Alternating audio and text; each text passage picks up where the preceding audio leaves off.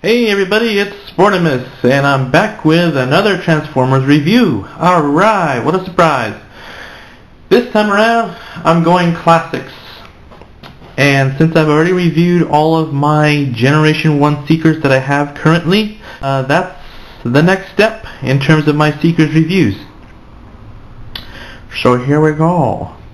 This here, if in case you have never seen one before, is the Classics Starscream from the Classics line. As you can tell, he's in his Starscream colors, and he is still an F-15 Strike Eagle. Although I have to say that this one looks a lot more convincing than his Generation 1 predecessor. Very nicely detailed, very well made. I love the way he looks, although he is not an exact replica of Generation 1 Starscream in terms of his colors, where his fins were dark blue instead of the gray, and his didn't have nearly as much red or this blue here. But otherwise, you know, it looks good, and I really don't care. I actually like this look a little more than his original self. And he's a little bit better made, in my opinion, than his Generation 1 self in terms of his jet mode. He still has the center gap as his Generation 1 self did, but it doesn't look as bad to me. I don't know why. I guess maybe I'm used to that, or maybe I'm just too lenient. His null rays are positioned a little bit further back on the wing than his Generation 1, where he was more in the center of the wing, which gives him more of a balanced look. But his proportions are better to me, and his canopy is much better than his G1 self. I'm not trying to put down the Generation 1 figure in any way. I still, you know, love the figure a lot. And the only drawback in this mode is his landing gear is here rather than where it should be, right there. But all in all, whatever. At least they tried. Now to transform him, basically fold the wheels in to form his man boobs, which become his vents. So I get that out of the way, and then of course take these off. And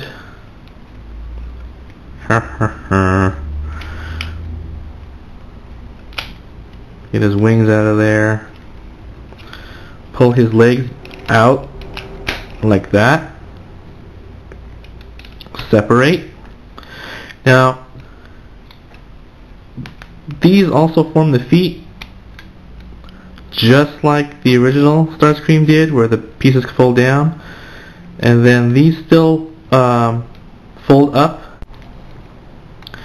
Now you also have the option of folding these wingtips up, these rear aileron fins. I don't, because it creates too much stress on the plastic, and the pin can break the plastic, and so I just leave it there. I really don't mind it like that. Gives him a little bit more stability anyway. And what you're going to do here is you're going to pull this entire thing out like that. And this reveals his hands, his arms.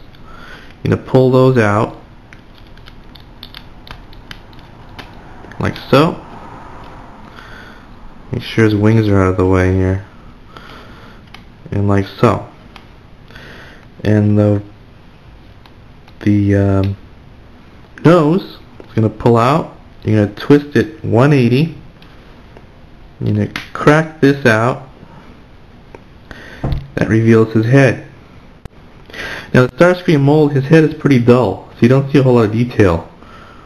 So it's hard to make out his eyes and nose and such. But what can you do? Despite that, he looks very good. And what you can do is you're going to shove this. This is in an arm. This thing rotates collapses downward like that when you do that. And when that happens, it all comes together like that. And you just bend this nose cone out like that, which is a nice look. Bring his wings up. I like to give his arms a little bit of a bend. Makes him look like he's ready for a fight. And right here is his fists. They're folded in, just like the Rodimus, Classics Rodimus. You just bring them out. Do the same for the other side. They're a bit tricky, but after a while, you sort of get used to it.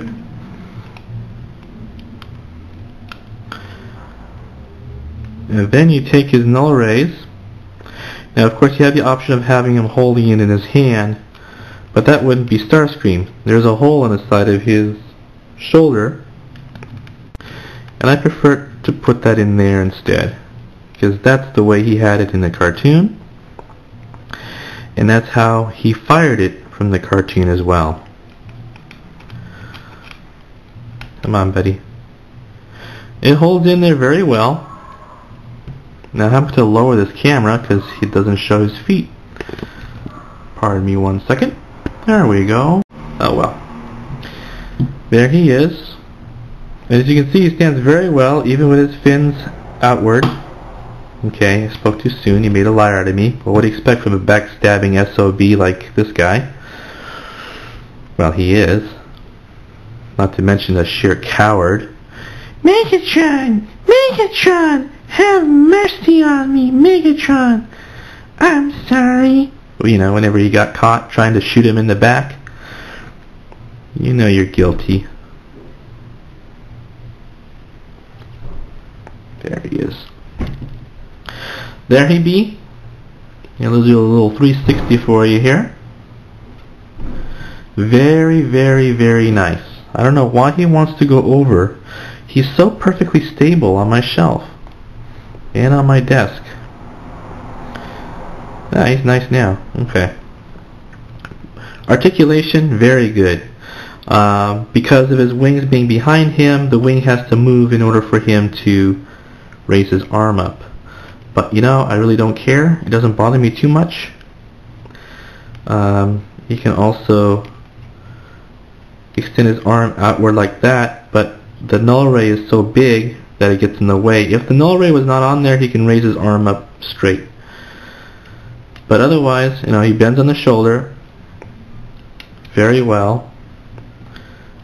Very good articulation. He has some head movement. Mine is really tight, but take my word for it, his head does wiggle. His legs, now this is where the G1 he gets jealous. Leg movement, very good. There you go. I mean, that's pretty good. He passed the kick test. His knees don't bend because of the way his legs extend from his robot mode. But all in all, a very fun figure and an excellent homage to the original, which I'll bring out right now. So this is the G1 and this is the Classics. Very, very, very nice. And as you can tell, they're about the same height. Proportions are different. His wings are better proportioned than his, and he has actual legs and feet and arms. And his head is better proportioned than the Generation 1.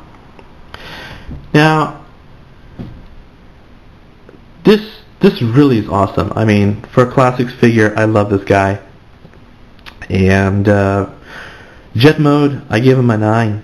The only thing he loses points on is his landing gears are here, which is supposed to be on the nose area, and the space, the gap there, and